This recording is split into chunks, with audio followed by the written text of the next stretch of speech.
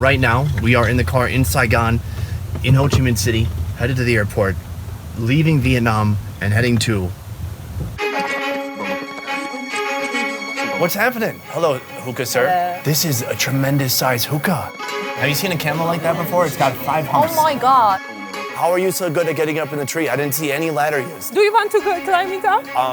I'll give you moral support. We don't need that. I'm good. Okay.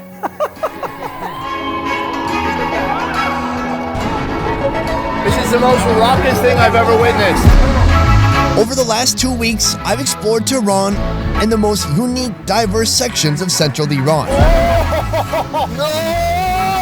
Today, before leaving the country, I want to partake in something that seemed unthinkable just weeks ago. Thank you so much for having me. Eating a home-cooked meal with a family in Iran's capital. Before coming, I called a family member and I said, hey, I'm feeling a little bit nervous about going to Iran. Iran?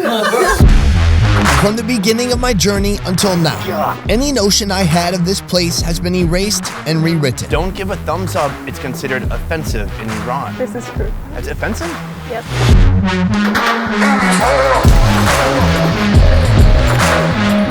And now, as my journey draws to an end, I'll experience a final dose of Iranian hospitality, And I just can eat the whole thing? Yes. including Iran's most famous home-cooked dish, Every week, one time we make it. something you must try before leaving the country. This is what I've been kind of building up to, this whole trip up to this food.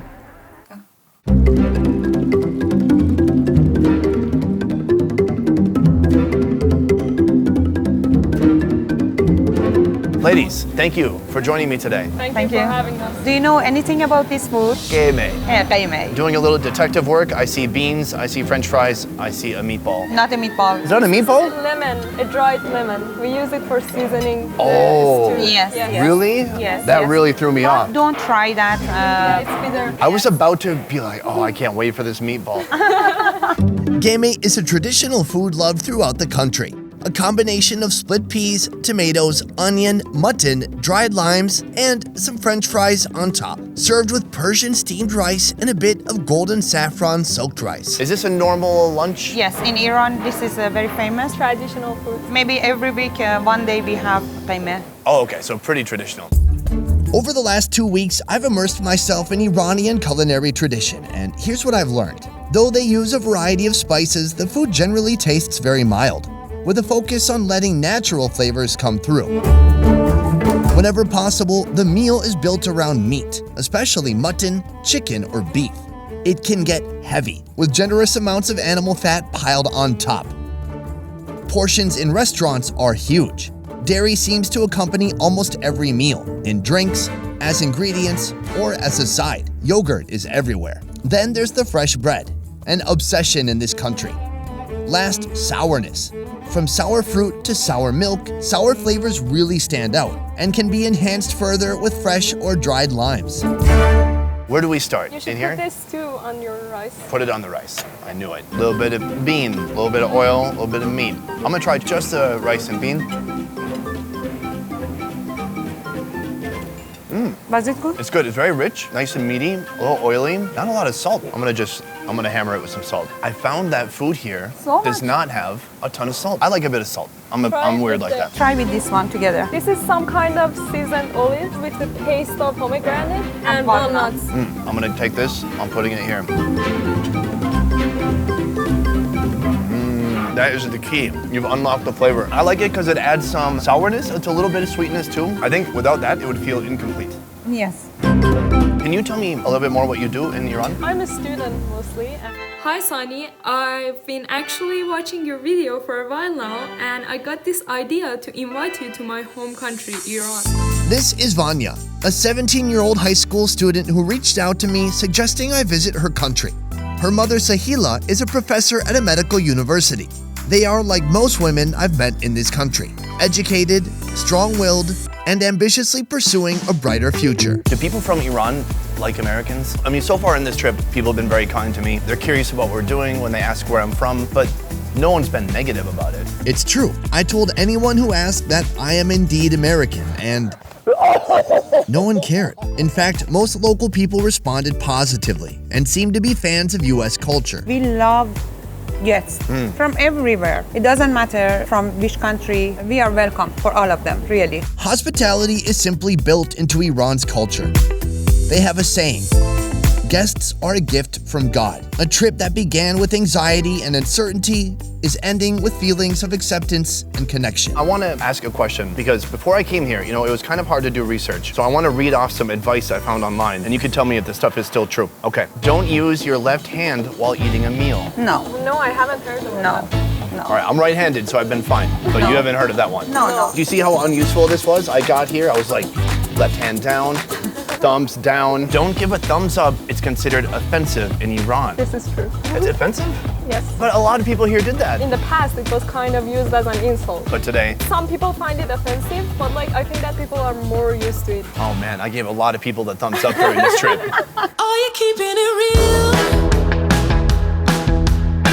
I'm calling shotgun, wanna see my baby run. To not eat a home-cooked meal in this country is to not truly experience Iran. Today, my hosts will be cooking up Ghormeh Sabzi, an iconic dish in Iran and one that every household can prepare. But before prep can begin, we're headed to Tabriz market to pick up some ingredients. We've come to the market, and in front of us, walnuts. Yes, you can find it only in Iran, not any country. And Iranian people, they say that this is very good for brain. If you eat, your IQ will grow up. It's just water. It's not salt water or anything. It's only butter. This is a favorite thing for breakfast. How many would you need for breakfast? Like 100? One or two. One or two? Let's go for it. Oh, that's much better than a walnut. How I mean, was it that? is a walnut. It's very good. But it only, walnuts can be so dry. It's got a great kind of soft crunchiness to it. And it's not oily that much. Do they sell already peeled ones? No, they don't sell it like Yes. that. So you always have to do it yourself? Yes. Oh, that's a lot of work. One day when I get really rich, I'm gonna pay for someone to do that for me. Sabzi, it means vegetables. Vegetables. We call these herbs. So what are we getting today? So Ghormeh Sabzi is made from some mixed vegetables like leeks, cilantro, and 2 other Persian herbs. And it's all gonna be combined. Yes, and then we're gonna fry it so that it has a different taste. The herbs actually get fried. Yes. They get fried. Fresh herbs are a staple in this country, and herb shops are almost as common as the bakeries. Just let the herb specialists know what you're making, and on the spot, they'll mince a fresh blend of parsley, leeks, green onion, coriander, and whatever else you want to toss in. He has his big veggie grinder right here, and he's grabbing, what is this one? Espinach. Espionage. Espionage. Spinach. Oh. Oh, look at this. So glorious. Have you ever seen such a performance? It's not just about the vegetables, it's kind of a show.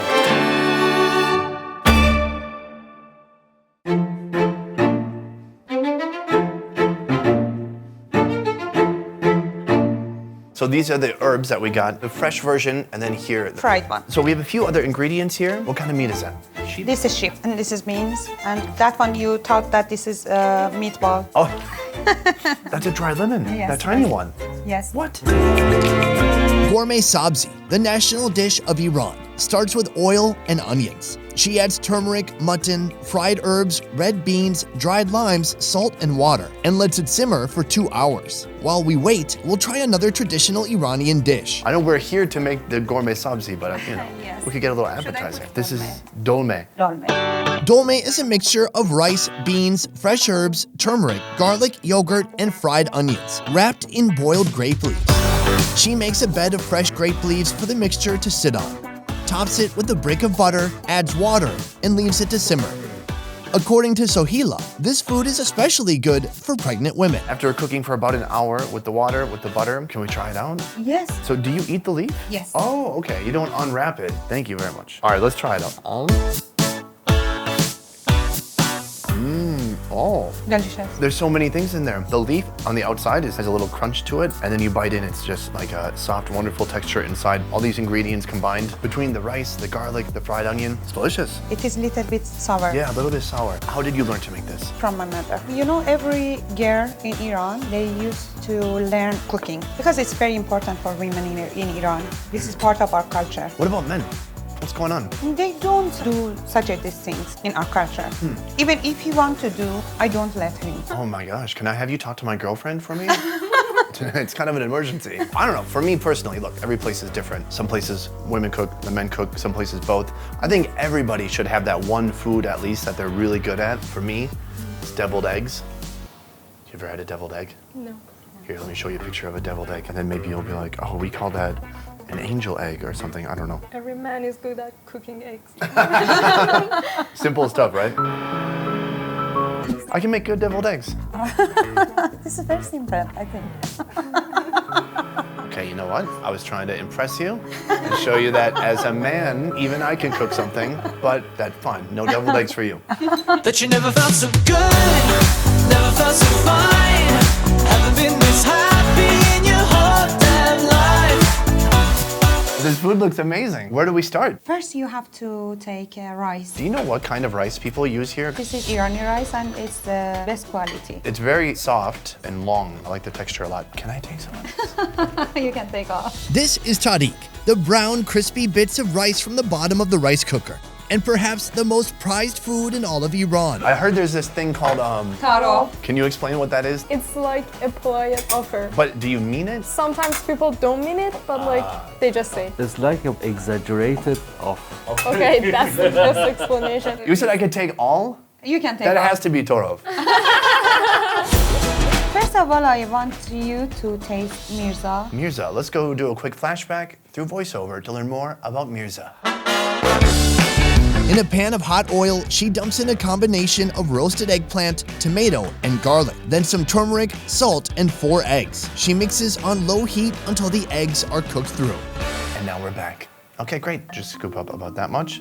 Yes, it is good. Little bit of this fish egg because this is salty. salty. Take walnuts. Walnut too. Walnuts. Okay. More walnuts. And you have to eat all of together. Get all of it on one fork? With walnuts. All right, I'm gonna try it out. The lethal combination. You need everything. Wonderfully savory and smoky. Oh, that's very nice. Oh, I love that. No exaggeration. That's one of the best things I've tried so far this trip. Really? Yeah. This is what I've been kind of building up to this whole trip, up to this food. Now, strategy-wise, I've got the TAHDIG right here, so I'm gonna scoop this on here. Oh, there's meatballs in here too. Putting on the Ghormeh Sabzi. I mean, do you eat it like a salad or you just... We eat it like after we take a bite. Vietnam does that too. That's so cool. Right, Kai? He's Vietnamese. He says yes. I'm gonna try it out right now. Try with this one. This. That fried herb flavor really comes through. It's very different. A little savory, a little sour, but it's very like heavy food, right? Yes. This is a walnut oil. Walnut oil. I'm just saying, George Bush invaded Iraq over less oil than this. 2 weeks ago, I was very uncertain of whether this trip would happen. We got our visas at the last minute, and here we are. Before coming, a lot of the people I talked to, I called a family member and I said, hey, I'm feeling a little bit nervous about going to Iran. Iran? Promise me you won't go, you can't do it. Like, have you been watching the news? Things politically are so intense right now, and I think that's all people ever hear about Iran is what's in the news, and they don't see anything deeper than that. So I had no idea what to expect from this place, but it's been a nice surprise. I can say Iran is almost disappointingly normal. Does that make sense? Yes, it does. And it's a safe country. Iran is very safe. Wherever I go, you're gonna see there's a very small portion of representation on the news, but when you go to each country, it's about the people, what the people are doing. It's good for me to see just a normal, everyday slice of life here in Iran. Thank you for that. Thank you for choosing us. Yeah.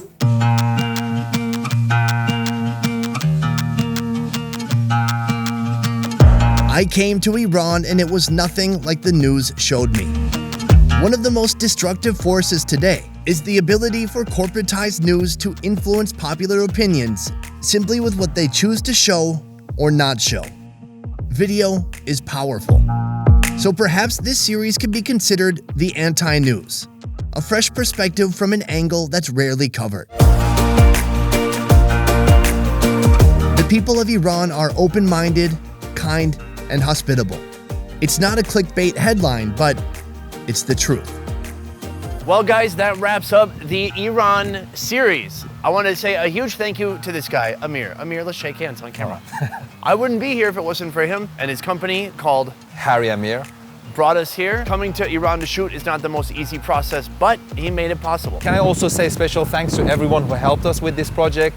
ACD, another sponsor who made it possible. All our tour guides, all the people behind the scenes throughout the whole trip, thank you so much. I will see all of you next time. What are you doing?